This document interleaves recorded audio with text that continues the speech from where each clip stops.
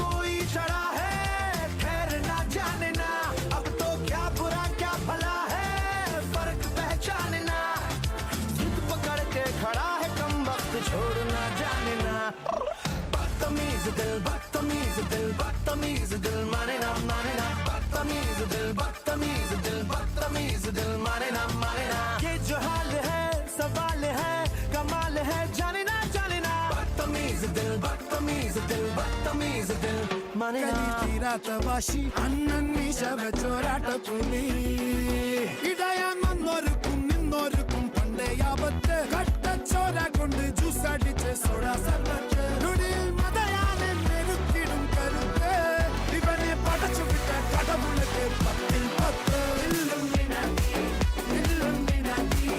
annandani naadum kolam illuminati illuminati annandani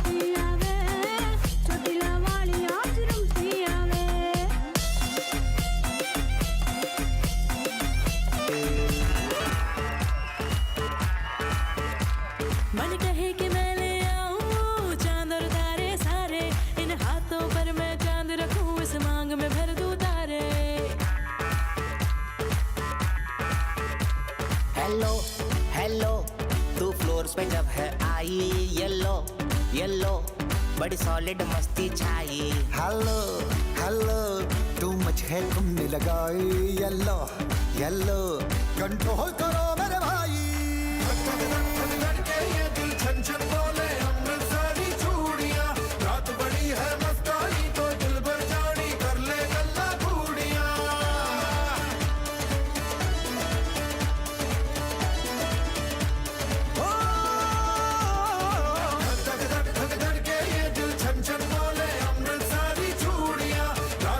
है मस्तानी तो दिल भर जानी कर ले गल्ला घूड़ियां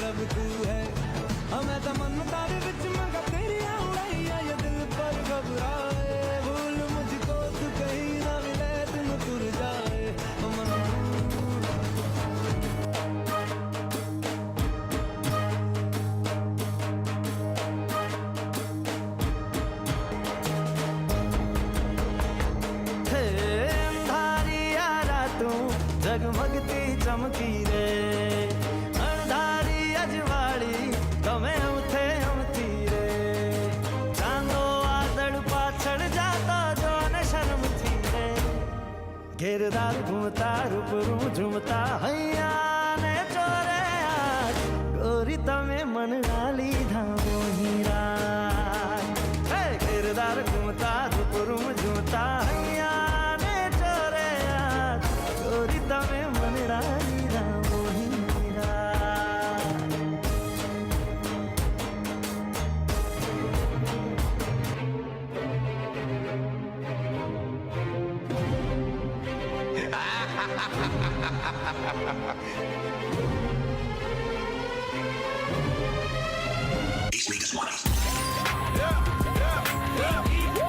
Why you all in my ear talking a whole bunch of shit that I ain't trying to hear? Get back, you don't know me like that.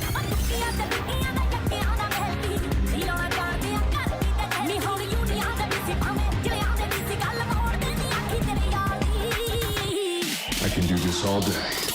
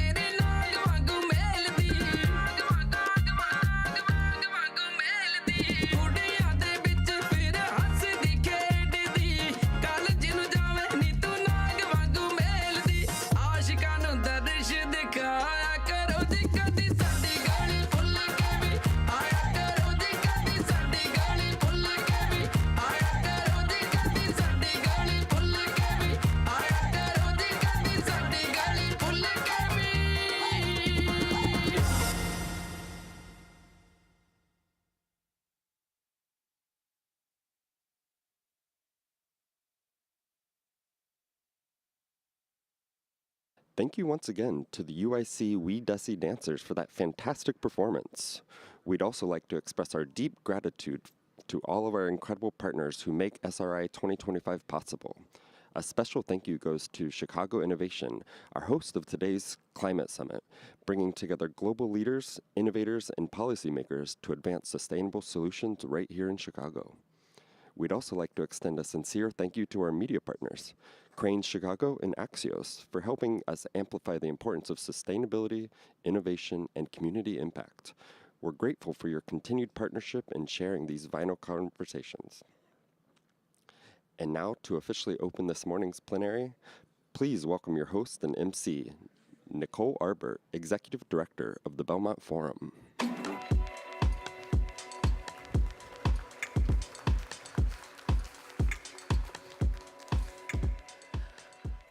Wow.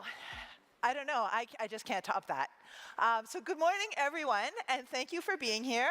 I think if you weren't awake before, I think that was the most wonderful performance. I mean, I just want hats off to the University of Illinois Systems team for all of the amazing cultural expressions. This community has a fantastic cultural community that I'm learning about here today, well, this whole week. And I just want to sort of reinforce that this is fantastic, guys.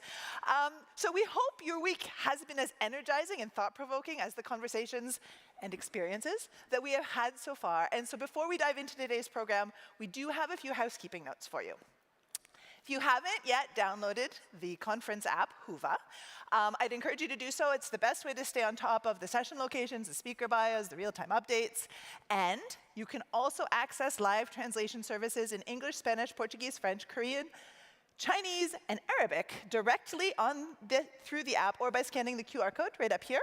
And actually, I would encourage you to do that because I'd also really like to know how well it works. So any of you, please provide me feedback. I'm really curious, hopeful to know how good this works for you. Don't forget to share your thoughts via QR code. Your words will inspire live artwork reflecting the themes of SRI 2025. And if you're posting on social media, please don't forget to use the SRI 2025 hashtag. We'd love to amplify your voice in this global conversation. So just before I bring on the fantastic plenary that we are about to hear on financing the future, I have a small announcement to make. So today, the Belmont Forum, before I say that, today's word is resilience. And in honor of that word, in honor of the financing of the future, and frankly, in honor of this community, today the Belmont Forum is launching our Resilience Call. So if you want to know more about the Resilience Call, where we have a number of funders internationally who are coming together to work with this community to fund research in the transdisciplinary space, please don't hesitate to join us at our upcoming session on upcoming Belmont Forum calls to learn more. But today is the day. We're dropping it, guys. So here with you now at SRI, the Resilience Call is going live. We also have a live oceans call that is out, that was launched in Nice. So please, if you are an oceans researcher, don't hesitate to take a look at the website and see how you can fit into this process. But now, another very important conversation. It is my pleasure to welcome someone who has long championed informed dialogue and civic engagement. Jim Kirk is the group publisher and executive editor of Crane's Chicago Business and a respected voice in Chicago's media landscape. With a distinguished career in journalism, public affairs, community leadership, he I'm brings on the call, Sonia. deep insights into the region's business, civic, and innovation communities, making him the perfect guide for the upcoming conversation. Jim will introduce our keynote speaker and later return to moderate both the Q&A and our panel discussion. So please join me in welcoming Jim Kirk to the stage.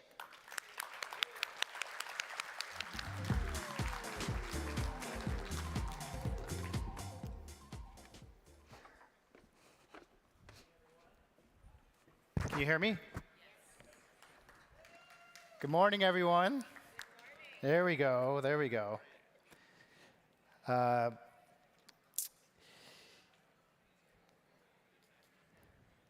Morning, I'm honored to join you today at SRI 2025. This vital gathering of minds is critical to addressing some of the most urgent challenges facing our planet. On behalf of Crane Chicago Business, I want to thank the University of Illinois system for bringing this global conversation to Chicago, I think the best city on the face of the earth, and for its leadership. Thank you. You can clap for that. That's okay with that. And for its leadership in advancing sustainability, innovation, and inclusive economic growth across our state and beyond. Now it's my pleasure to welcome a leading voice in the global sustainability movement. Dr. Jeffrey Sachs is a renowned economist, author, and advisor to the United Nations. For decades, he has been at the forefront of efforts to promote sustainable development and advance climate solutions through policy, innovation, and global cooperation. As president of the UN Sustainable Development Solutions Network, Dr. Sachs brings a deep understanding of the systematic challenges we face and the bold thinking needed to overcome them. Please join me in welcoming Dr. Jeffrey Sachs, I think via Zoom. Thank you.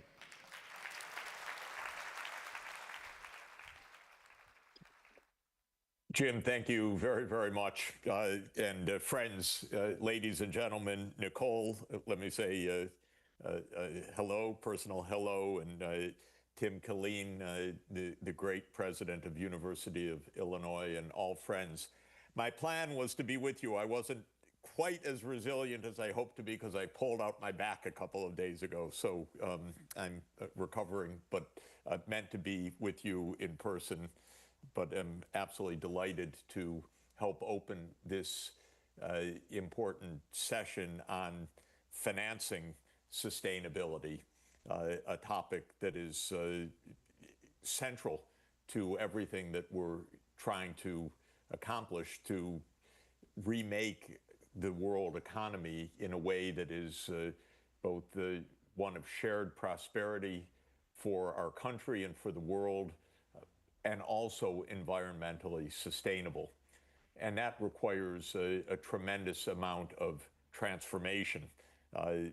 So we are in a period of technological upgrading and innovation that is absolutely central to what we need to accomplish to decarbonize our energy systems, to shift agriculture to a far more information intensive and precise set of technologies to close the loop on our industrial ecology, to dramatically reduce the amount of toxic pollutants that have now become part of our soils, our fresh water, not quite so fresh, our oceans and our air. So we're in the midst of a massive technological overhaul to address these three great environmental challenges: human-induced climate change requiring the decarbonization of energy systems, the protection of ecosystem functions and biodiversity, which requires a tremendous change in land use and agricultural patterns, and the reduction, very dramatic reduction of toxic pollutants, which are endangering our health and endangering our ecosystems pervasively around the world. And of course, this is exactly what Nicole just mentioned.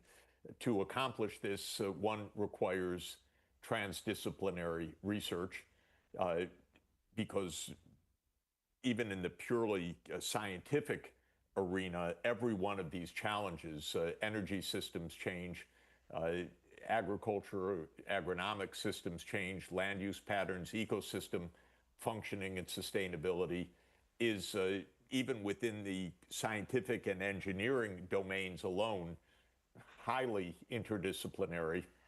There is no single key to success on any of these significant challenges. It's a little bit different from, say, the ozone depletion crisis that the world still continues to face, but was to a significant extent the change from chlorofluorocarbons to hydrofluorocarbons, a one-shot technological change which allowed major progress. Here we don't have a single dimension that is going to be the key to sustainability and resilience. We need quite a broad-based transformation. Whenever one needs broad-based transformation, of course, we're also talking about broad-based financing, because essentially this is not only a technology and innovation agenda, but it is an investment agenda. We're in the process of redesigning and expanding our energy system, but it has to be along new technological lines. That's many trillions and trillions of dollars of investment needed. Same is true across the farm sector.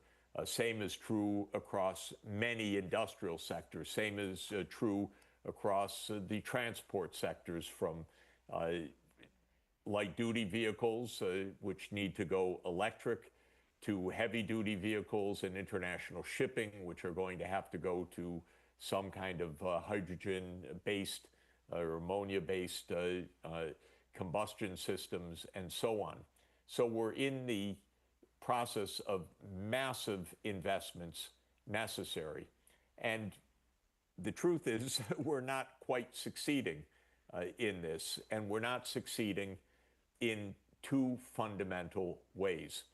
One is that even in the richest countries, and of course, in the richest of all, the United States, we're not making the transformation at the scale, the scope, and the speed that is commensurate with the environmental challenge.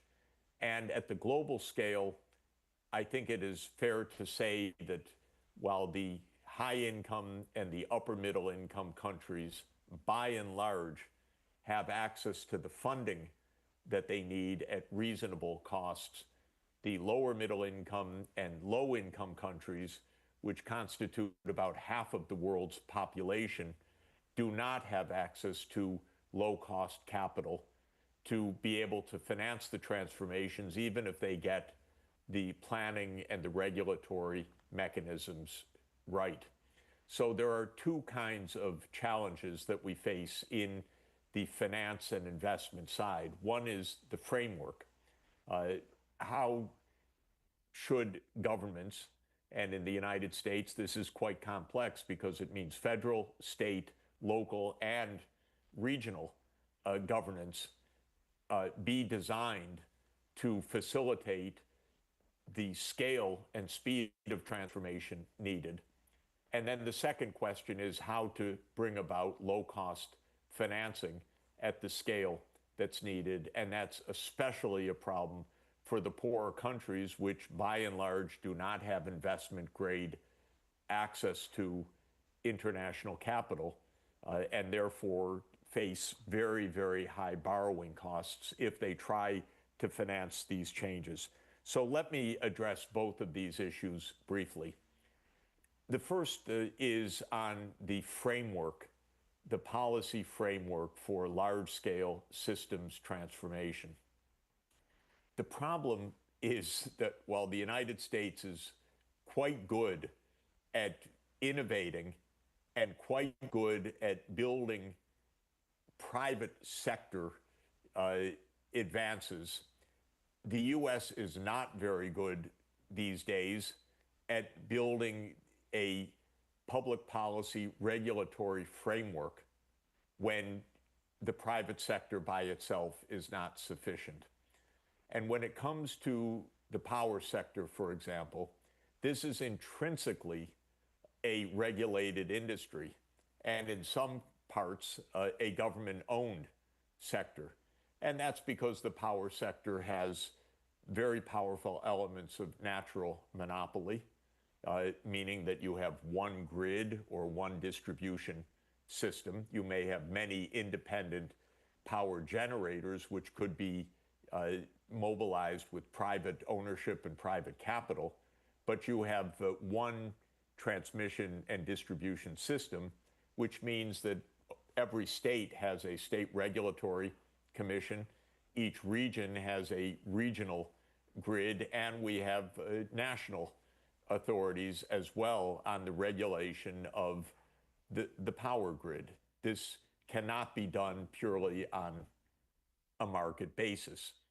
And this is true for a large amount of the infrastructure of the energy sector, because it's not only transmission and distribution, it's pervasive choices over land use, over risk and liability, for example, the role of nuclear energy in the mix, and many other public policy choices that are needed in order to manage a resilient, effective, efficient, and low-cost energy system. So we're intrinsically in the area of politics and policy, not only in the mobilization of private capital for profit-oriented business. And the United States is not succeeding in building a public-private system for the energy transformation. The reason is very clear, and that is there is no political consensus on this issue in Washington, and so there's no policy framework for our country in order to reach decarbonization. Indeed, with the current administration in Washington, it's not even an objective. There is no attempt to have a national policy. During the previous administration, when decarbonization was an objective, there was no plan for decarbonization. There was a goal, loosely specified, of decarbonization by mid-century, but there was no plan. And the closest that we got in the United States to action was the Inflation Reduction Act of 2022, which was not a plan, but was a set of tax incentives, mainly tax credits, to invest in components of the low carbon energy system. But we have seen the consequences of having incentives but no plan. And that is that there are thousands and thousands of renewable energy projects in the United States waiting for interconnection. The backlog is many, many years. And this is because there's no integrated strategy or authority or framework that connects actually the physical investments being made in capacity with the actual grid itself, which has its own engineering properties and its own regulatory environment. So we're trying to use market mechanisms such as tax credits to accomplish non-market goals, meaning an integrated, resilient, efficient energy system that is not a market, but has market elements as well as non-market elements in that. Let me just close on that point by saying that most governments in the world lack the plans in order to create the kind of low carbon energy system or sustainable land use system needed for success. It's not easy. It's different from normal governance.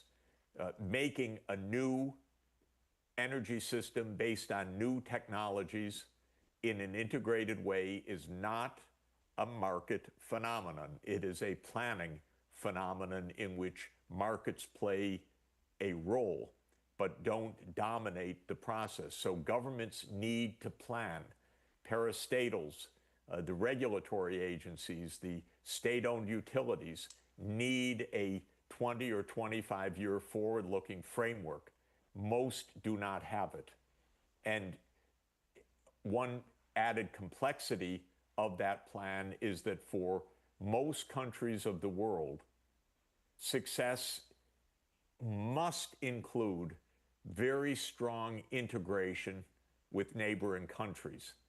It's not possible for most of the world to have a national-only decarbonization strategy because it's at the very nature of zero-carbon primary energy sources such as wind, solar, hydro, geothermal, and ocean that these must interconnect a wider region than a national boundary because of their intermittency and their location typically away from population centers, and the need for large land areas for some of these technologies, again, away from concentrated population centers. So regional plans, and by that I mean supranational, connecting several countries at a time, are vital.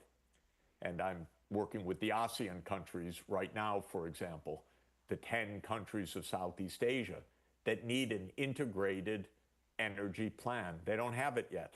but I think they have recognized that they need it for the individual success of the 10 countries. Then comes a second issue, and that is that even with plans, we don't have a suitable international financial architecture that enables half the world to invest in these plans. It is a core feature of the zero carbon technologies that they are capital intensive. Unlike the fossil fuel technologies where you pay for the fuel as you go, for wind and solar, you pay for the capital up front. The fuel is free. It's provided by nature. But if you analyze the share of capital costs in the levelized cost of electricity, it's of course far higher in the case of wind and solar power or hydropower than it is for fossil fuels, which are pay-as-you-go technologies to a large extent. And so financing becomes central. But if you look at the access of governments, or not just governments, actually, even top businesses, to finance, the credit ratings of the government are the ceiling on credit ratings for all of the economic entities within the country. A policy called the sovereign ceiling, which is that the credit rating agencies give a credit rating to the sovereign borrower, that is to the national government, and that becomes the ceiling for borrowing by any of the entities within the country, no matter what their capital structure is, whether they're private companies or whether they're parastatals, state-owned utility, and others. When you look at the sovereign credit ratings, the fact of the matter is that of the 72 low-income and lower-middle-income countries, only 3 of the 72 have an investment-grade credit rating as of today. And this means that 69 of the 72 countries borrow at junk bond capital costs. And when you translate that into the implication for energy costs, it makes the energy costs for the renewable system prohibitively high for these countries.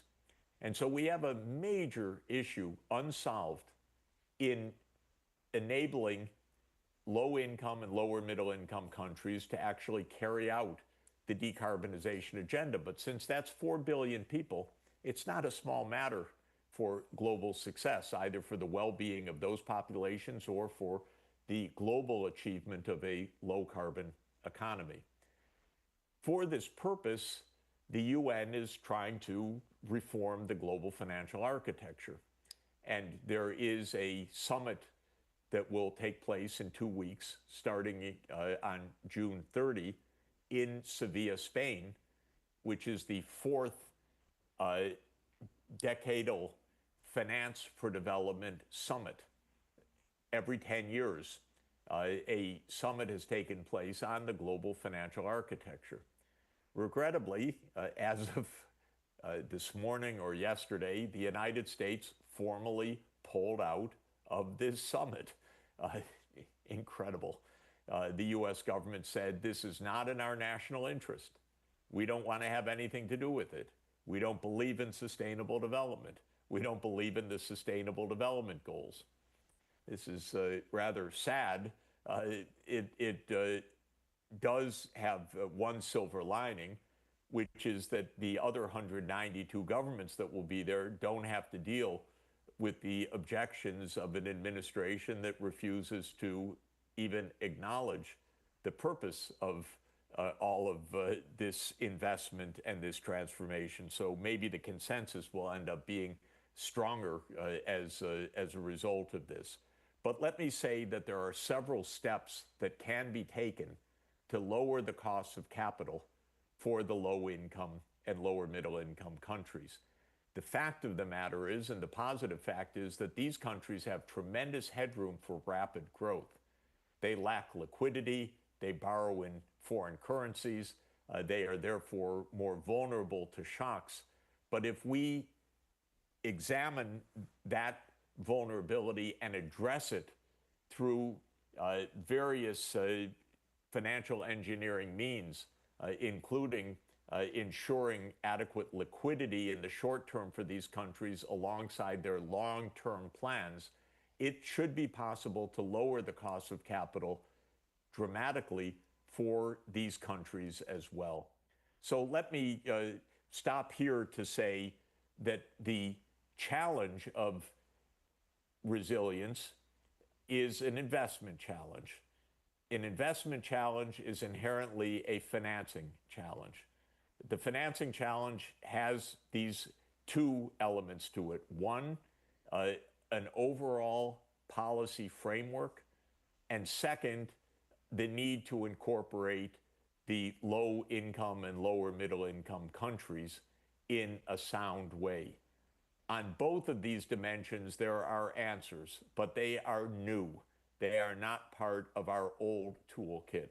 They require a forward-looking strategy. They require, therefore, sustainability research and innovation. They require the Belmont Forum, and they require the great leadership of the University of Illinois, which is doing such amazing work across the board in all of these areas. So let me thank you very much for the chance to be with you, even if a little bit less resilient than I hope to be, so coming to you from New York City instead of in person. Thank you so much.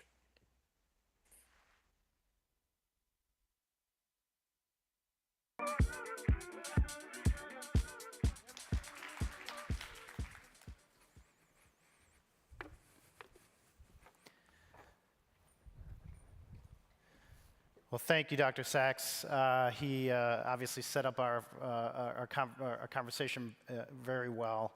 And I will say that we've already, this great panel that I'm about to introduce, we've already started that conversation in the back room. I wanted to hold them back like horses, ready to come out of the gate. It's really going to be a terrific conversation. So we will transition to our panel discussion. I'm honored to moderate today's panel and excited to welcome our distinguished speakers to the stage. Please join me in welcoming Vice President of Strategy and Energy Policy for ComEd, Scott Vogt, Climate Change and Sustainability Services Deputy Leader, EY Americas, Jessica Wilmoth, and Director of Climate Philanthropy, Estelle, sorry about that. Estelle, I've lost your slide here, but I have it here. Apologize for that. Estelle Winkleman, Director of Climate Philanthropy at Salesforce. Please welcome them to the stage.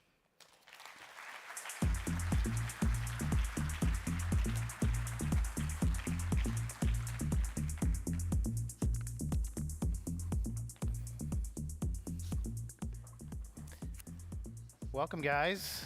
Welcome. Sorry about that, Estelle. No worries.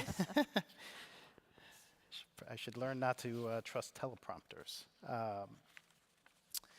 Anyway, I just want to get started and dig in here. And obviously, Dr. Sachs kind of, as I said at the outset, really set us up, I think, pretty well with his conversation this morning. And just to recap on some things, on average, only 16% of the Sustainability Development Goal targets are on track to be met globally by 2030, with the remaining 84% showing limited progress or a reversal of progress, as Dr. Sachs said. At the same time, the United Nations estimates there is a $4 trillion annual funding gap for sustainable development. Early July, as we said, 2025 world leaders will convene for the 4th International Conference on Financing for Development to consider the package of reforms needed to help deliver and rapidly scale public and private investment in the SDGs. I don't know that we will solve that massive problem this morning, but we're going to try. I do know that we will have a terrific conversation around some compelling ideas on how to unlock and align capital to start meeting global sustainability goals. So welcome, panel. I want to really kind of dig in here to really start talking about scalability of investment and innovation in critical sectors for sustainable development, such as clean energy and infrastructure. And Jessica, maybe I'd start with you. What steps can be taken to attract private capital to these areas at scale? Yeah, thanks. And maybe I'll start with just really happy to be here. I got a chance to be part of this yesterday and just love all the energy that's here around sustainable research and innovation. And kind of building on what Jeffrey Sachs said around the role of business and how great we are at innovation, but that's not enough. I thought I'd start a little bit with the idea that, fundamentally the role of business is to really articulate a long-term business strategy that's aligned with the Sustainable Development Goals. And then because of being able to articulate that integration of sustainability with business strategy, that businesses are able to get differential investment because of that great idea. And if they do that, then we have this kind of virtuous cycle of investment driving impact through meeting business goals and meeting sustainable development goals. So I think that's the idea. And EY actually just released last month our fifth what we call long-term value survey. And so we interview companies and we ask them questions around that integration of sustainability and business strategy. And what this survey said was that we called companies that do this right, like that integrate sustainability with business strategy, let's call them integrators. That's actually only about maybe a quarter of companies. But those companies that do this, that they, when we talk about resilience, that when they look forward for 12 months, they're 40% more confident in their ability to navigate this business environment that we're under. And then maybe more importantly related to kind of this idea about financing is those companies, those quarter of companies that are integrators, that kind of have this magic of integrating sustainability with business strategy, that they're really able to garner more investment for CapEx and OpEx ambitions that they have. And I want to get this number right, but what this research shows is those integrators are 87% more likely to be able to fund their CapEx and OpEx ambitions as opposed to non-integrated companies that are only 28% successful. So that can really fuel that investment that we're looking for. One question is how can we foster collaboration between public and private sectors to accelerate both investment and innovation in these industries? And Estelle, I don't know if you want to maybe tackle that, given your interesting perspective from the philanthropic side as well. Sure, happy to, and really happy to be with all of you this morning. First, I'll share just a little bit of context, which is I have the privilege in my day job of leading Nature and Sustainability Philanthropy Fund at Salesforce. This is a 10-year, $100 million commitment from the company, and we launched it in part to help solve this problem, to think about how can we as a private sector company be using a range of climate finance tools and thinking about how that plays together with other types of finance. Because we need this full capital stack approach, we need a blended finance approach, because these integrators, these companies that have investment to make, phenomenal, and at the same time it's just a tiny drop in the bucket. But what corporate dollars, private sector dollars, and philanthropic dollars are really well suited to do is to help invest at the early stage and de-risk other types of investment, which are often much larger than the capital that any individual company, any individual philanthropy, or even if you put all of them together will have, because the vast majority of dollars comes from the public sector. So one thing that we've done, and I'll share a couple examples, but first is we partnered with the World Economic Forum to stand up a new effort called Gaia, Giving to Amplify Earth Action. And the whole purpose of this initiative is to catalyze philanthropic public-private partnerships, to say how can we come together around some major challenges for nature and sustainability globally and bring all these different players, all these different forms of capital to the table, so that we can unlock different financing vehicles that have different risk profiles, are suited for different stages, for different types of investments in different parts of the world. one add-on question. How do we close financial gaps in the provision of essential public services, including energy? And Scott, I don't know if you want to take that. Sure, and good morning, everyone. I appreciate being here today. And I have to say, when I heard Dr. Sachs speak about utilities and energy and sustainability, I've never heard as clear and articulate and succinct description of the challenge of getting to 100% clean energy in the utility sector because of the different market structures that you have across the country at the different levels, whether it's local, at the state level of regulatory policy and law, and federal, at the Federal Energy Regulatory Commission and RTO levels. But the utility structures are very complex and they're very different across the country. So the utility industry and the power industry in general is a relatively short industry, short timeline in the history of the world, right? It's about 150 years old. And when we can link your company back to one of the greatest innovators and inventors of all time in Thomas Edison, that's sort of cool. Very cool. Our company is Commonwealth Edison, and we serve northern Illinois. And Illinois is a little bit different than other states in that we are totally restructured, so we don't own the generation plants that serve our customers from a power perspective. We are a wires-only company, so we own the transmission and the distribution lines that move the power from the generating plants to you all or to the end-use customers that we serve every day. So we are 100% regulated. So our financing comes from the Regulatory Commerce Commission, and our business model is upside down to every other business model that is in existence in the United States, and that we make money off of investing money. So if we invest capital, we will make money on that investment, as opposed to having to figure out how much we should invest and how many people are going to buy our product. We know we're going to deliver every kilowatt hour that is delivered, and it's going to be paid for by our customers. The challenges that we face is that the T&D or transmission and distribution system is 100% regulated. So our access to capital is pretty straightforward. If we have a regulated return that meets the hurdle rates of our investors, we're going to get capital. For the generators, and this is really the problem that Dr. Sachs was talking about, the generators are restructured. The generators have to know that they're going to get a revenue stream out into the future that's going to cover their capital costs. And this, for renewables in particular, as he articulated very clearly, that capital cost is higher than it would be for a gas generator or a gas turbine, just because they're paying for their fuel over time versus having to pay for the capital on the upfront basis.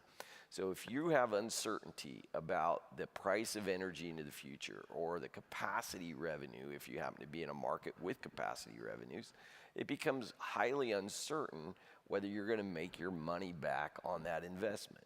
As he said, investment tax credits, which are around 30 to 40%, depending on the type of renewable investment you're making, is 30 to 40% of your investments. You're buying down the amount of financing you need because the federal government is financing a significant portion of that, or at least was. We'll see how this is going to shake out in the next few weeks, but it's going to upend renewable clean energy development with the loss of those tax credits, and we're going to need different market structures to do it. And that's the balance. There's a balance of a developer who needs certainty of revenues in an uncertain market. One point that Dr. Sachs didn't make that is really unique to the electricity industry or the power generation industry, pretty much any other product in the country can be stored. If you're creating a commodity, there's no commodity I can think of other than electricity that cannot be stored, and that's the challenge with electricity. It's used simultaneously with the moment that it is produced. And until storage is truly solved, and everybody can talk about batteries, but batteries store power for about 4 hours. That's about the length of time that you're storing it. and that you can move it. You can hold it over a day, right? You got 4 hours of capacity. You can hold it overnight, and you can let it go the next day. But the cost of lithium ion and the investment and the returns you got to be churning that battery pretty regularly. We don't have the equivalent of I grew up in southern Indiana. I went to Indiana University. No offense to the University of Illinois, but we have the real assembly hall. But when I grew up in a very rural community, and my friends were a lot of them were farmers, and you grow food in the summer, you harvest it in the fall, and it goes into a silo across the winter, and it goes to market when the prices at market have it. And that's what we really miss in the energy industry. So when you think about renewables and solar power being produced during the day, it's going to be compensated with on-peak power prices. Wind is off-peak power prices. So you start to look at all these different factors, and because you're trying to match simultaneous consumption with simultaneous demand off of market forces, it becomes extremely difficult for a generation developer to have certainty around that. So then back to your question, a really long way to get to the end of the question, which is, well, how do you buy down that cost of capital of uncertainty? Well, traditionally, in traditional states, you do that through regulatory policy. In a restructured state where you're half regulated and half market-based, as Dr. Sachs said, you don't have the market structures that provide that certainty. And that is a challenge. I got to say, I'm pretty fired up this morning because he fired me up. This is what I do. This has been the last 15 years of my career of trying to solve policy and business models and make them work together. And it's obvious to say I haven't succeeded in my career yet, but it's something that we're looking at every day of how do we align the developers with our business model, because we need that generation online. If we don't have that generation online, we don't have power to serve our customers. Even though we don't have that responsibility to do it, we know we will be blamed if that power is not available for customers when they want to use it. So let me just, before we get into how going forward we leverage innovation to really finance what needs to be financed to get us to the next step and the next step and the next step. Let's just fast forward a little bit, predicting that Congress does take away those tax credits. Is there enough momentum, and I'm speaking obviously just in the U.S. market, is there enough momentum in the private sector to continue moving forward at a fairly rapid pace to figure out how all of this gets funded? And I open that up to anybody who wants to answer that. Well, I'll use one example, and this will maybe be surprising to some of you in the room. And it is, at least there's a hope in my mind. As I look at the state in the United States with the most renewable energy development currently, and that is Texas. Texas doesn't have clean energy policy. Texas doesn't have a capacity market. They have a single state RTO, and they have developed 40 gigawatts of renewables in the last 5 years and connected it to the grid. They manage the grid differently than all the other regional transmission organizations do across the country, but they've built and connected 40 gigawatts of renewables. To put it in perspective, in northern Illinois, with 100% clean energy policy for the state of Illinois, with a capacity market through PJM, with a renewable portfolio standard program through the state of Illinois, we've added 900 megawatts of utility scale renewables to the grid in that same period of time. So there is the ability to align the markets and the structures and the policy at the transmission level to make this work, but you've got to do all of them, just as Dr. Sachs said. And he's 100% correct, there's really no plan. It's letting the market forces go. As I said earlier, as the market is so dependent on tax credits as a significant chunk of the financing of those projects between deferred taxes and tax credits, you lose those, it's hard for me to fathom what happens in the state of Illinois with clean energy policy without tax and without those tax incentives. And we'll have to replace a significant layer of that financing with probably state level incentives. And where are those state level incentives going to come from, and what are the ripple effects of customers on having to pay for those state level incentives? And maybe I can pile on. I'm going to switch around a little bit, but kind of use another example of where I think there's a lot of hope for what the market's going to do on its own. And it's in the mining sector. And so I've worked for a long time with a copper mining company that for years before there was regulation related to this, it basically integrated sustainability into their CapEx planning process through what they called a sustainable development framework. So the idea being that, if mining, kind of like power and utilities, like they're big investments, big asset investments that mining companies make, and there's a lot of risks, a lot of sustainable development risks associated with those mines that are independent of the engineering and kind of the geology of mines. And so this company would basically, they developed a sustainable development stage gate process that mirrored their financial stage gate process in developing assets. So they looked at sustainable development criteria at the 10%, 50%, and 90% stage of their project. And these were things like, okay, what is the community environment that we're going to be constructing this asset? What is the energy resiliency of this area? What is the water scarcity, and how can we think about, where there's opportunities to enhance sustainable development for that area, and where there's risks that we need to bake into our design right away up front. So, great. I've loved working with this company. They're doing all these great things, but I mean, I bet nobody in this room knows that that's going on, right, within mining companies. But there's been a relatively new innovation, and this is just for copper, but it's happening in lots of commodities, where there's now certification schemes to basically be able to, with a third-party verifier, show that they're doing all these great things. And so in the copper industry, it's called Copper Mark. And so Copper Mark is basically a third-party assurance framework or mechanism that requires independent verifiers to go out to mine sites, to go see construction of mining assets, and make sure all those things like human rights, health and safety, water availability, all of the sustainable development goals that we're trying to drive are being incorporated.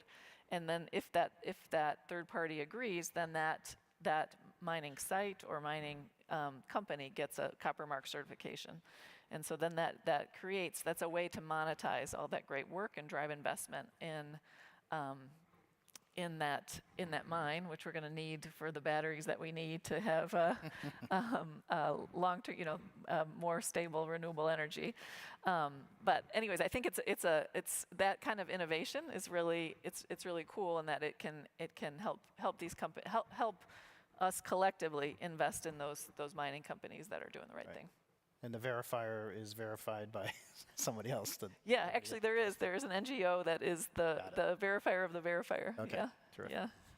Estelle, I don't know if you wanted to weigh in on that at all. Yeah, absolutely. Well, I'll continue on the innovation thread for a minute because there are so many incredible innovations, and that's what we're going to need, I think, more and more as we look to markets over policy potentially. And the vast majority of climate technology solutions that we need actually already exist, but haven't yet made it out of the labs, haven't yet been commercialized. And returning to clean energy from mining, though it's all related, one of the things that we do is support climate entrepreneurship. And there's an incredible organization, a grantee of ours based here in Chicago called Evergreen Climate Innovations. And they support startups who are focused on sustainability, trying to grow and scale their businesses. And one of their portfolio companies actually came out of University of Illinois. It's called Cache Energy. And they've developed an ultra-long duration storage technology. So Scott talked a little bit about storage, a major issue. If we're going to meet energy demand, and especially thinking in the context of AI, we're going to need cheap, long duration storage at scale. And so we need organizations like this that are going to support the Cash Energies of the world to get their incredible technology out of the lab and into the market and bring it to scale, bring it to data centers, bring it everywhere that we're going to need it. And so I'm optimistic because I see tons of these innovations every day, and I think it's going to be a big piece of the puzzle. I want to get back to, the capital challenge, right? So really focusing on how we can scale the use of innovative financial instruments to really attract private capital for sustainable development, which obviously has to happen at light speed.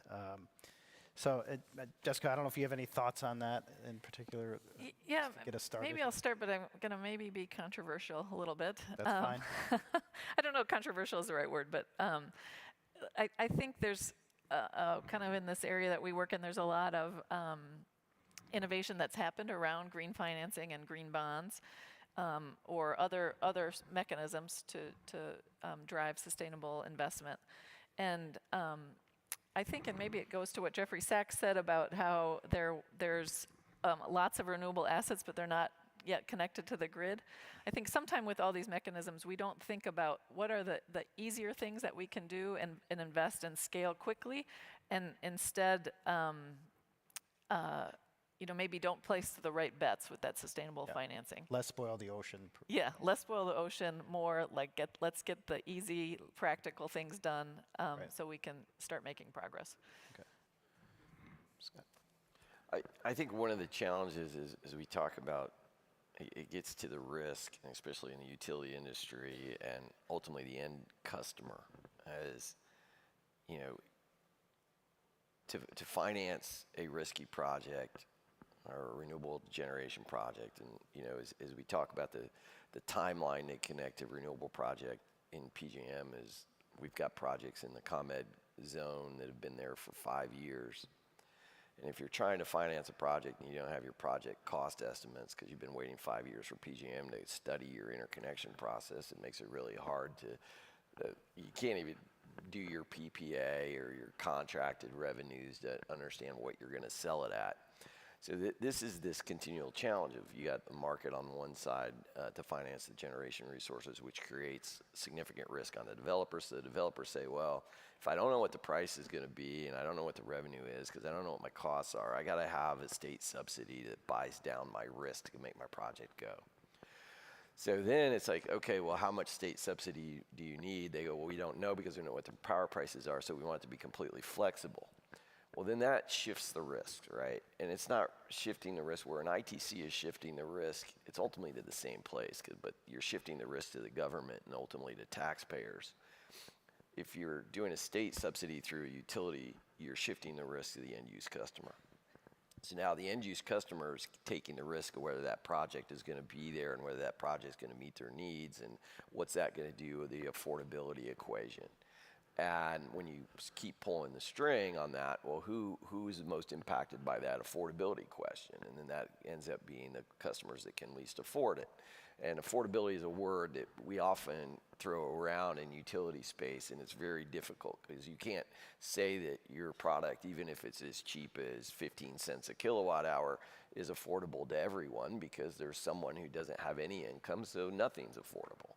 And so we get into this box of affordability and balancing state clean energy climate goals with the cost of achieving them and who bears the risk. And at the end of the day, if you want to buy down your cost of capital on your development project, it's good to offload the risk to somebody else and you can buy down the financing. And that's the struggle. And that's the difference between a regulated world where a regulator sets your cost of capital and says your cost of capital is going to be 10, and that's what your return, so you have certainty around those revenue streams and certainty of recovery so you can buy down that risk. It's much more difficult in a restructured generation world to align those two things, and who bears the risk and how much risk should the end-use customer have and how does that ripple through their bills and the affordability. Stella, I imagine you're seeing a lot of innovation in terms of how to finance, huge projects. are you also looking at how to, I imagine you're looking at how you can scale those, or what's scalable, how products are able to reach scalability, right?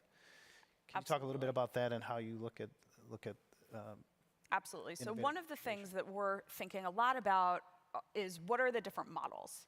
And some of these are new, innovative models that we've never seen before. Some of them, like Scott talked a little bit about, what's easy? What's the low-hanging fruit? What can we do and what can we do quickly? And there's one amazing example of this, though there are lots. We have another partner called Planet Reimagined. And they have an initiative called Common Grounds. It's got bipartisan support. Folks on both sides of the aisle seem to really love it. And what they're trying to do is basically solve the challenge of how do you get renewables connected to the grid faster? Like you talked a little bit about this issue, but often renewable projects are sitting in the transmission queue for years and years and years, and they can't get through. So Planet Reimagined said, well, what if we took decommissioned oil and gas lines on mom and pop lands? There are tons of these across the country. They already exist. They're already connected to the grid. The environmental impact assessment is already done. And what if we sited renewable projects on those lands and connected them to the grid? We can skip years in the transmission queue. We can provide these families, these former mom and pop oil and gas operators with revenue now. Right. It's cleaner for the community. It has tax benefits that go into things like education in local communities. And so we supported them to develop this model and do a couple of pilot sites so they can demonstrate what it looks like. And the hope is that that relatively small investment will help show this is an incredible model that has tons of benefits. It's cost effective. It happens quickly. Local communities like it. Policymakers are supportive. And then this model can scale all across the country. Right. And maybe I can build on the idea of, let's tackle the easy stuff first. So I have a colleague, her name's Ann Munaretto, and she's actually a University of Illinois alum. She works at EY with me, and she's about to issue a piece of thought leadership around, around the aviation industry, and how can the aviation industry's net zero ambitions, how can we afford that? And what she talks about is that there's 4 levers to decarbonize the aviation industry. There's one around operational changes. So this would be, how do we make sure that planes fly the shortest path possible, or that we optimize the network so that planes aren't kind of doing, taking longer routes than they have to, and making sure planes aren't circling and things like that. Operational efficiencies that already have a lot of cost benefit. So they're kind of no-brainers because they already will, as soon as you fly planes shorter, it saves money. That means lower ticket prices. That means, win-win-win. So that's the first lever. The second lever is around technological innovation, meaning, how can we design the plane in a more efficient way? How can we have lighter weight components on that plane? All sorts of stuff that you can do to the plane and the engine to decarbonize. And that is not quite,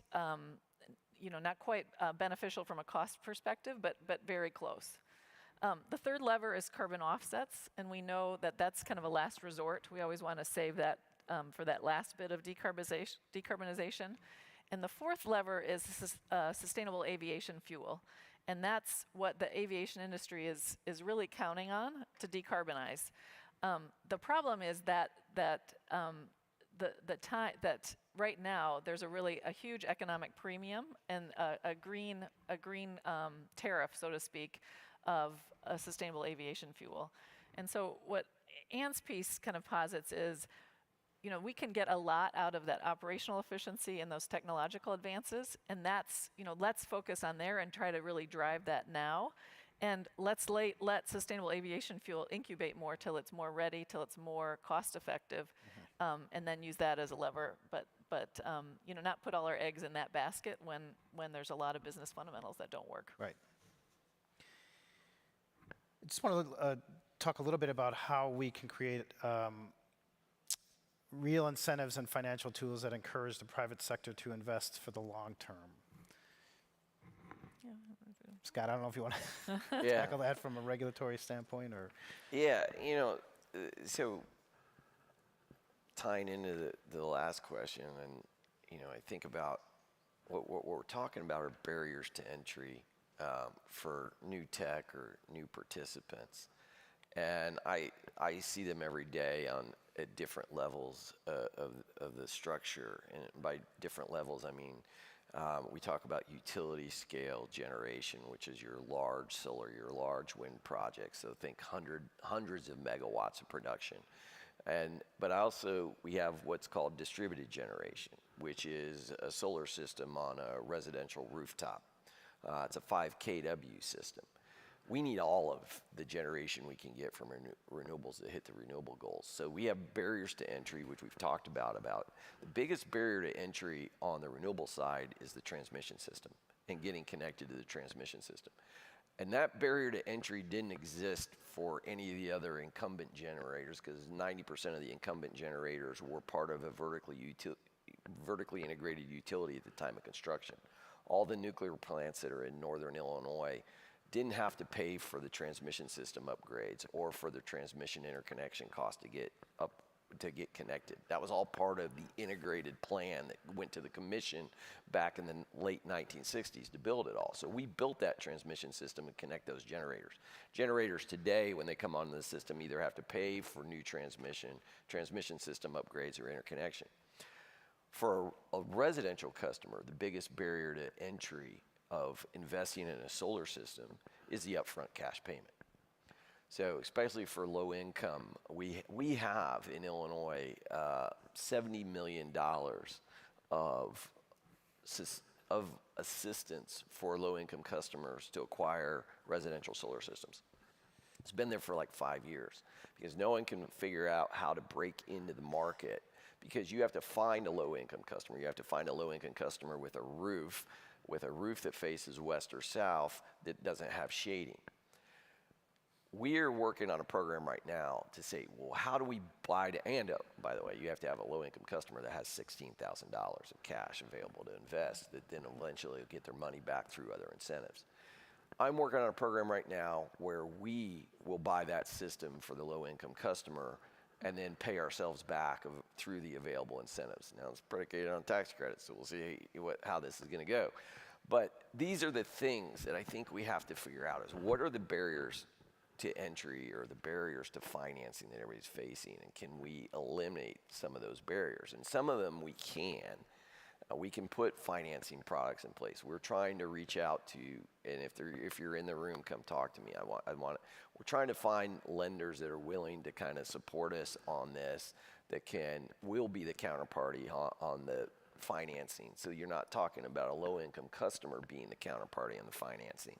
So we buy the system on behalf of the customer, deploy the system. The customer then has moved from an electricity system customer to basically what I call energy independence, because they're self-producing their power and they're selling power back to the grid. So it creates a creation of wealth for that low-income customer for 25 to 30 years that I think can start to move things forward. But then you take it from the low-income customer and you go, what about the non-low-income customer? We need every residential customer that has a roof that is facing the sun in the right direction to adopt solar. So how do we make it easy? The market structures we've talked about are complicated. You pretty much have to be an energy nerd or an energy wonk like me to understand how to pull all the different incentives together and pay for the system. And that's one of the things we're trying to do, is how do we package external financing with a residential customer in a simple, easy access way to either buy down the cost of the product. Another one we're working on is we have $450 million a year in energy efficiency programs that we invest. We're subsidizing heat pumps installations, weatherization, insulation. We've saved customers $11 billion over the course of 17 years through energy efficiency. Energy efficiency is real reduction to load on the grid. We've been proposing at the state, and we've run into some resistance, but I don't ever give up. So we're going to keep going on this, is that solar, rooftop solar, frankly, is energy efficiency. It reduces load at the meter. It reduces the amount of power we need to deliver those customers. So we want to take some of our $450 million of energy efficiency budget as an upfront buy down on the cost of the system. We're doing that on heat pumps where it's an $1,800 reduction at the point of sale. It's a point of sale rebate. The customer doesn't have to think about it. They don't have to know about energy efficiency. All they see is the price is now 20% lower than it otherwise would be. I want to do the same thing on solar panels. I just want to be able to put the incentives on the front end so people are just seeing the price and they're not seeing it at $18,000 investment. Maybe they're seeing it at a $3,000 investment or a $4,000 investment. So how do we do things like that from an innovative, different construct? But this isn't like earth-shattering ideas. This is just copying things that we've done in other places and just putting them all together to drive to the change. But we've got to, we have to have a little more alignment across the stakeholder community to get there and start to move it. But those are the things that I think, I feel like it's not, some of this stuff should be so much easier, and then we get dragged into bureaucracy, and it seems to be a common theme this morning. Yeah. Should be and I easier. do, maybe just to add to that, like I do think Chicago is a great place in Illinois to drive that, because we're good at like, you know, rolling up our sleeves and figuring things out. Like the maybe things that aren't as sexy, but are like, if we could just solve that problem, think how much of an impact that would have. The challenge is always, and this is my experience, is like everybody has your own interest, right? And this is fundamental in Washington and everybody. It's like, it's the business protection. For the longest time, utilities didn't want to do anything with solar and net metering because they saw it as a threat. And we took the opportunity and the challenge to say, how do we turn rooftop solar into an opportunity versus a threat? And we did that in 2016, 2017. So it changed our total outlook on it. But I'm facing that every time I go through it. It's like, I like to consider myself as the disruptor of the disruptors, and that a lot of the rooftop solar companies came in as just disruptors. And I'm like, okay, well, let's change the model a little bit, and then we can make it work for us, we can make it work for you, and we can make it for the customers. But now I'm starting to disrupt somebody else's energy efficiency program. Like when we've argued for the energy efficiency, we were like, we spend, you know, our number one driver of energy efficiency, this won't be a surprise to anybody, it was lighting, right? If you go back to 2000, everybody had incandescent light bulbs, and then it went to CFL light bulbs, and then it goes to LED light bulbs. The amount of energy efficiency from LED light bulbs it's 10 watts versus 120 watts. That's huge, right? A huge reduction. Well, now you can't buy an incandescent light anywhere. So I got $120 million in a $450 million portfolio that is expiring. I'm like, oh, I got the money. Let's just go put it over in solar. Well, somebody else has their eye on that $120 million, and they want it to go somewhere else into weatherization or whatnot. So that's what we fight over, as opposed to stepping back and say, what is the goal? It's the plan that Dr. Sachs talked about. We don't have a plan. We have a bunch of goals and objectives, and then you start fighting over the money. And maybe how do you make that pot bigger so you can do them both? I want to touch on how we can maximize the impact of private sector investments. And so, Jessica, I want to ask how can businesses really better integrate ESG criteria into their operations? I'm sure that's a issue you and deal with every day. How I was going to answer that question is my mining example with Coppermark, but maybe I'll use another example in the kind of automotive industry. Okay. And this is really kind of driving that idea that some of how you do that is integrating your business strategy with your sustainability strategy. So a few years back, excuse me, I might need some water here in a sec, but a few years back, we were working with a tier 1 OEM. So, you know, somebody that supplies technology products to automotive companies. And our job was to help them think through their sustainability strategy and how that drove their business strategy. And one of the big pillars of their sustainability strategy was around product innovation, and how do they kind of transform, as a 100-year-old OEM, how do they transform some of their products so that it fits into the electric vehicle market. So really cool, really great example of a long-term business strategy that was also a sustainability strategy. So as part of this work, we wanted to interview the engineer that was ahead of product development, right? Like the linchpin of driving this strategy.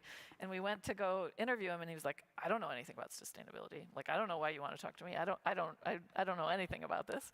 And we're like, well, there's this, part of your company's business strategy is really drive all this innovation. And, got him a little more comfortable with what we were talking about. And then he turned into this huge champion and was like, oh, well, we've been thinking about this, and this is what our customers want. And if you just ask us, we have all these ideas, and my team has this idea and that idea.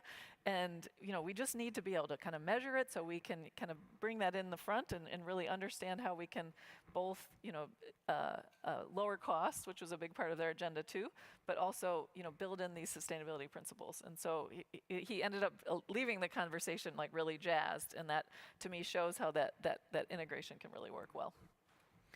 Estelle, is there anything to add from your perspective on driving that maximizing strategies? Sure. Well, I love the point and totally agree with the point that good sustainability strategy is good business strategy. And I think the more that we can shift that mindset toward an integrated one where it's one and the same is, the better off we'll all be.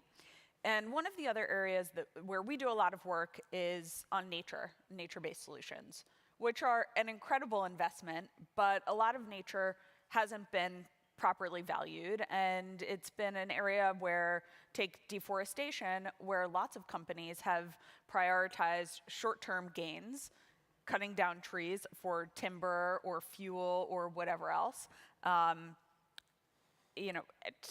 the sacrifice of the health of these long-term ecosystems. But we look at the landscape overall, and there's no economy without ecosystems. Over half of global GDP is highly dependent on nature. I'd argue the figure is probably much more than that. And so the more that we can think about shifting from short-term value to long-term value, thinking about how do we properly value these ecosystems? How do we think not only about the tree in the ground versus the tree if I cut it down, but instead think about what's the value of keeping this ecosystem intact for the businesses and communities that operate in any particular region, to have soil fertility, climate regulation, clean and abundant water, which every part of the economy is dependent on. I think it's all about shifting that perspective. So a more macro view, but something that we spend a lot of time thinking about. Great. I'd be remiss if we didn't touch on AI, and we were talking about that. We got into a great conversation. It's one of those things. I'll just hold it out for the audience, please, about AI and obviously the mega growth trends we're seeing right now, and then obviously predictions in the future.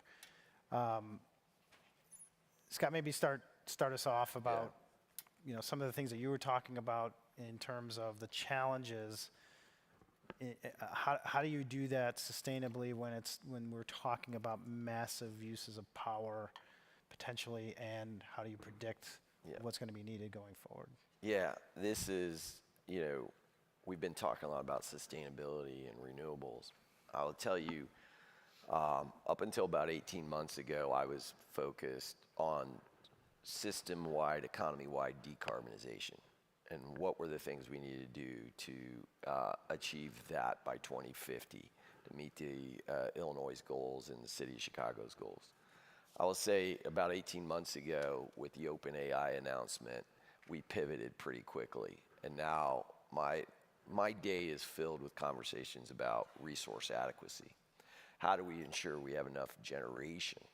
And we've moved from clean generation to generation available to meet the demands of AI that we're hearing and seeing. And to put this in context, our peak demand last summer in August 27th, it was about a 98-degree day in Chicago, we hit 21,700 megawatts. The year before, we were 22,500 megawatts. Our all-time peak was 23,700 megawatts in 2011. And that energy efficiency I talked about has driven us down ever since. We have data centers that have approached us for connections to the system that amount to 26 gigawatts. So we're talking about doubling our system, increasing the amount of energy throughput by 150% based on what AI has approached us with and is seeking.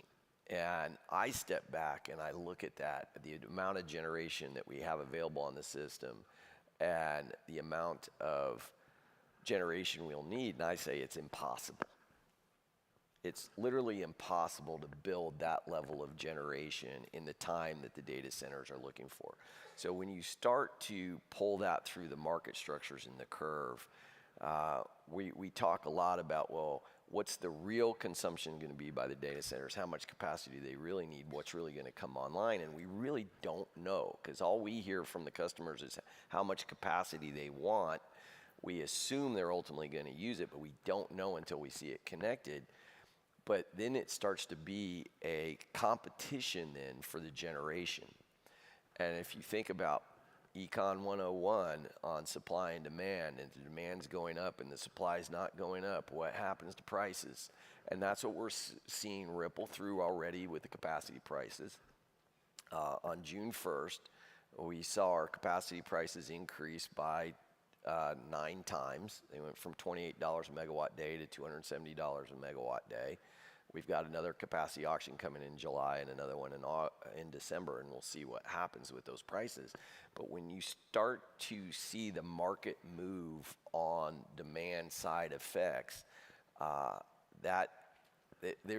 there's the financial impacts, and then there's just the physical realities of having enough generation available to meet those demands. And if those data centers come on in that level, we're looking at eventually not having enough generation to supply those.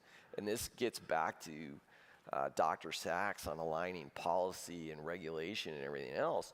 We have an obligation to serve as a T&D utility. We can't say no to anybody. Anybody who wants access to the grid can have access to the grid, so we're going to connect you. I've had conversations with developers who've come in and said, can you guarantee me generation in 2030? And I'm like, no, I can't guarantee any customer generation at any point in time.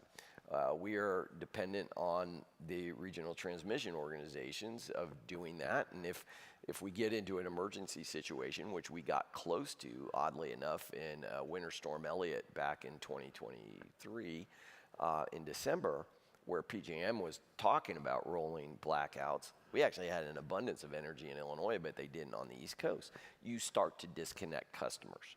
So it's a question of which customers get disconnected, and what you see in California, which is really fire-driven, and things like that, where they'll have to roll brownouts across the infrastructure. Long term, if you pull that string far enough, and I don't know when it is, but we have what I call in Illinois 2 trains on the same track. One's heading north and one's heading south. The AI train is accelerating and the renewable energy train is stuck on the tracks. If we lose 6 gigawatts of combustion turbines to the clean energy goals, we're going to have a problem. But we have clean energy policy and AI economic development in Illinois that are going on a collision course. And that is at the forefront of what we're talking about every day. We need transmission policy, we need market structures, we need renewable development. We need 40 gigawatts of generation to meet the demands, 40 gigawatts of renewable generation. So I'm trying to figure out, how do we become Texas? What are the structures we need to get like Texas? Because you'll hear a lot in the industry that renewable projects are speculative, that they can't really get built. And I don't believe that after looking at Texas. I believe if you have the right line of sight to financing and revenues, you can build the projects. But if we have to eliminate those barriers to entry I just talked about. And maybe kind of building on our idea that you said earlier, that we take ideas from one place and apply them to another. This is just a little part of that huge challenge, but I wonder if kind of all of the thinking that's been done about water rights And how you prioritize users can be used with that, like, well, maybe, all those AI models are going to have to stop learning for a little while while we meet the, the primary or the most important prioritized needs first. But that might be one piece of how you solve that. I think that's an excellent suggestion. We were talking earlier that when you look at our load profile, in the utility industry, we always talk about capacity, and it's the max demand. We have 40 hours out of 8,000. There's 8,760 hours in a year. 365 times 24. We have 40 hours out of that where our peak demand is between 20 and 22 gigawatts. We only have 1,000 that are between 17 and 22. We are largely driven by air conditioning load in the summer. So this weekend it's going to be in the 90s. We're going to see load effects. So to just point, you could curtail the data centers. As long as you can curtail the data centers and the data centers are willing to be curtailed, then you can connect them a lot cheaper and a lot less impactful on the other customers. But the data centers have to be willing. And which AI data centers have those models where they can shift load from one data center to another data center? Are they all doing learning, or are they doing gen, or what are the different constructs of the data centers and how they're operating will ultimately play into this as well. And I'll add the tech company perspective here, which is, and maybe I'll start by backing up for a minute because we're getting super wonky, which I love, but I don't know if everybody in the audience is living and breathing AI as much as we are every day. So maybe a little AI 101 break quickly, which is like, what is AI? How does it work? AI runs on specialized hardware that's housed in these large data centers that are using tons of energy and tons of water to run large language models, to cool all of this technology. Like, think about if you have your laptop open on your lap and you have a million apps open and your computer's getting hot and your fan's running. A data center is that on steroids.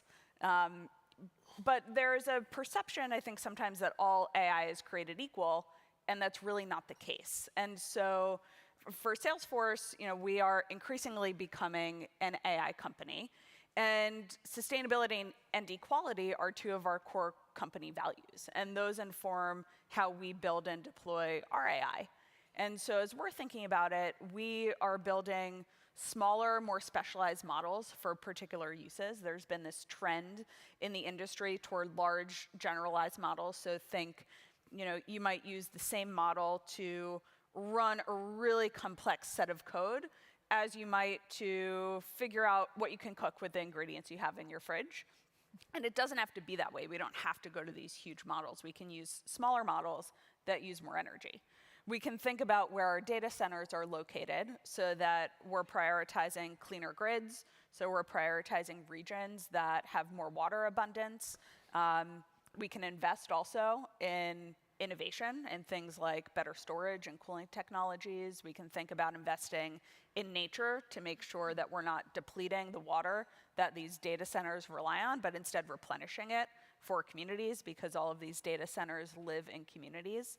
And so there are all these different approaches that we're taking as a company and that companies can take as they think about how you build and deploy AI, because AI has the potential to be hugely costly from an environmental perspective and a societal perspective, but we also know that it can be a net positive. There's some great research that came out last year from Google and BCG that shows that if we do it right, AI can actually help us reach 5 to 10% global emissions reduction, equivalent to the emissions of the entire EU. And so I think that's a collective challenge for all of us, for tech companies to think about how are we building and deploying AI in the most responsible, sustainable, ethical way, for utilities to think about how can we help to make sure we're balancing the load in the right ways, and for policymakers to help ensure that we're creating a supportive policy environment for these kinds of things as well. Right. Just we're running out of time. I want to get to a couple of audience questions. One, is green financing going to be enough to offset the negative impacts and externalized costs that companies are creating as a result of their business models and day-to-day operations? You want to tackle that one? maybe. You know, and others will have a perspective here too. I think, I guess my perspective would be that there's tons of companies that have all of the tools to innovate and to basically drive both sustainable development and a great business strategy. I think if we can make sure, and I don't know that it's green financing alone, but if we can make sure that we're driving a market that allows society and to invest in those companies, I think we're gonna make it. I think the financing is there. I worry about the market structures and the regulatory policies that overlay them, and just the dichotomy of the states and the different. You have to know each. It's like not even do you need to know each state's policy and structure. You need to know each utility's policy and structure. So it makes it hard to have a universal view. It just makes it much more complex and much more local to make those types of business decisions. I think the money's out there, but I don't know that the market structures make it easy for the financiers to digest what the realities are of the investments they're making. I agree. I think that's spot on. And I also think there's a lot of money that's sitting on the sidelines waiting to be de-risked and waiting to be unlocked. And that's where the cross-sector investment and blended finance perspective becomes so important. One last question from the audience. Is decarbonization the right goal? What if our plan was instead energy in a stable society in the future using energy sources that will still be here in the future? I don't know that those things are mutually exclusive. I think it's all about how can we get more energy and more diversified energy onto the grid and available to use when we need it, so that we have a variety of different energy sources that we can draw on at the right times in the right places in the right ways. I think Governor Pritzker said it pretty well when he was asked this question, and says the science hasn't changed. I mean, I think decarbonization is critical to our future, to our future generations. I hate that I've spent much more time now thinking about resource adequacy than decarbonization, and it's actually been a demotivator in our company. That lack of, that was a big motivator, and it was a collective goal of how do we achieve this, and it's for the rate, it's for the world. I mean, that's a pretty hefty goal to have it to come to work every day and work on, and now it is. So I don't think that's the wrong goal. Yep. I still think it's possible, but we really have to. I think we have to have a plan. I think that the words he said have stuck in my head. Yeah, agreed. Agreed. Well, Estelle, Scott, Jessica, fantastic conversation. Thank you so much. Really appreciate the time. Thank you, everyone. Thank you.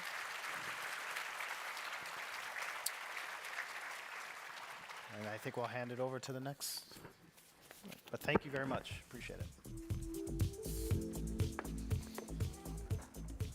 Thanks, guys. Amazing. I think you have, yes. Oh. So, thank you to all of our panelists for a very thoughtful and engaging conversation. And thank you for the audience for being a part of it. I have to say that as the person walking on the stage, it's really hard to not try to jump into that conversation, but that's not my role here.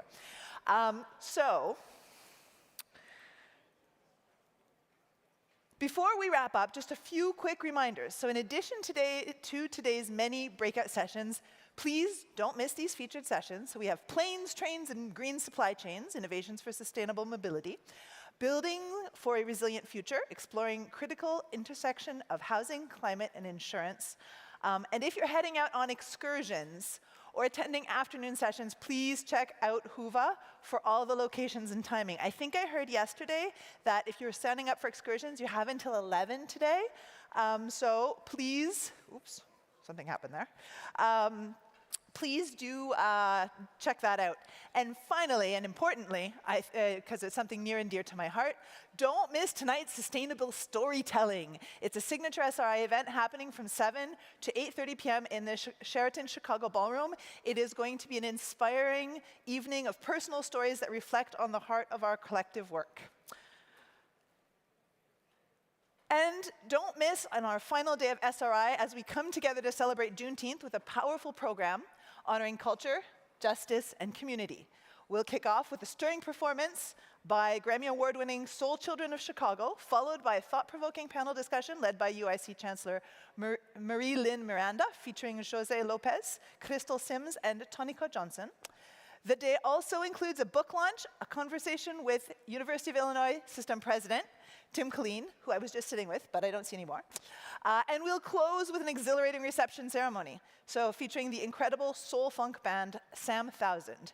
And now, to help us end this plenary in a true celebratory spirit, please welcome the vibrant sounds of Mariachi Fuego.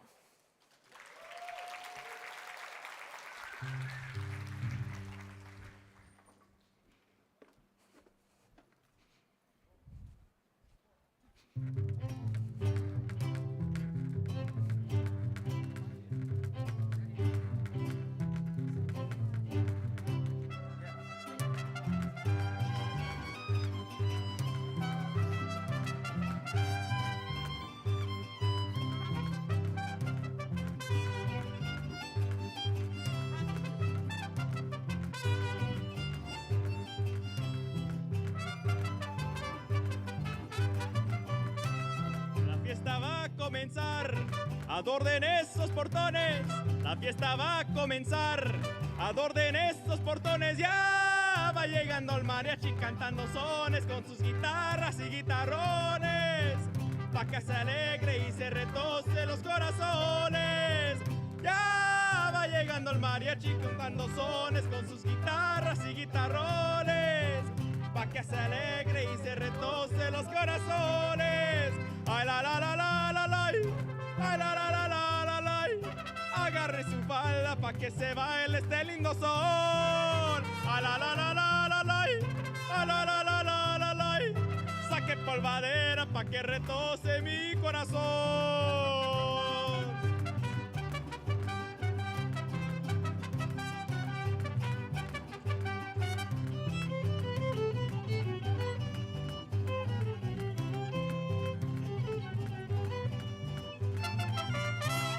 La fiesta del mariachi, la que alegra el corazón.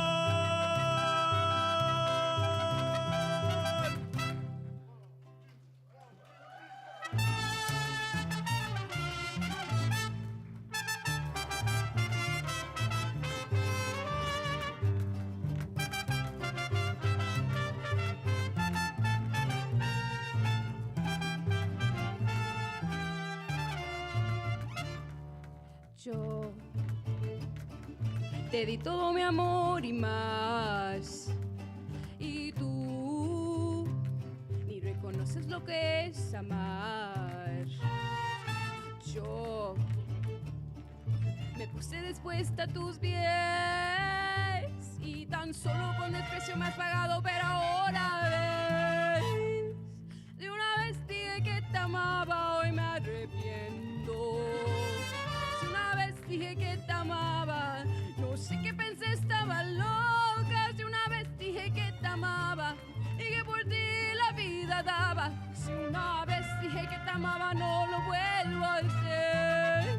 Ese error es cosa de ayer.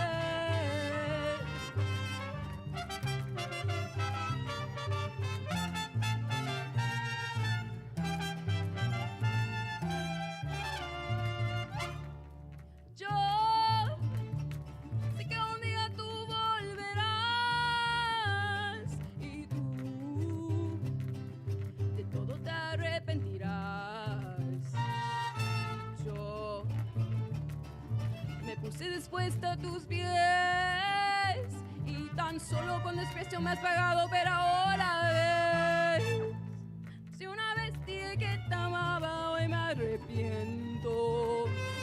Si una vez dije que te amaba,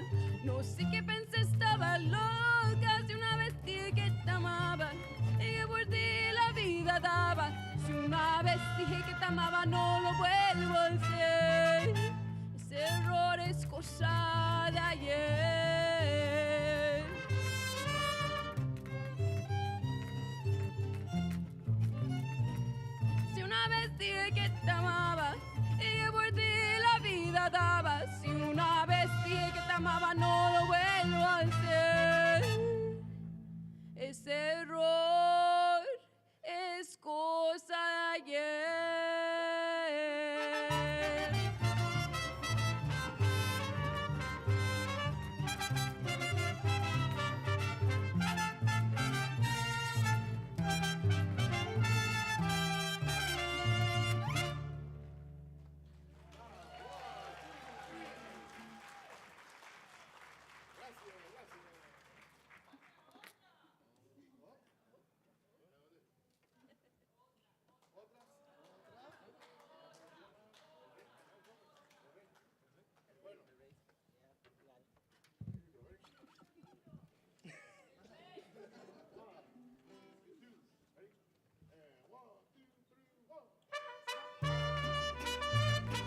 Hoy no más los violines.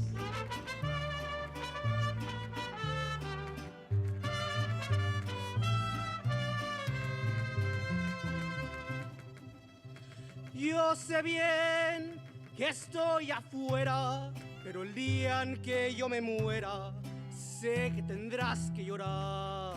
Llorar, llorar, llorar, llorar. Dirás que no me quisiste, pero vas a estar muy triste y así te vas a quedar.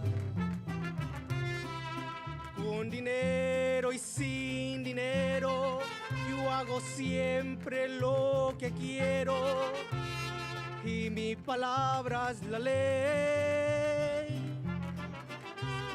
No tengo trono ni reina, ni nadie que me comprenda, pero sigo siendo el rey. ¿Cómo no? Sigo siendo rey, sí, señores.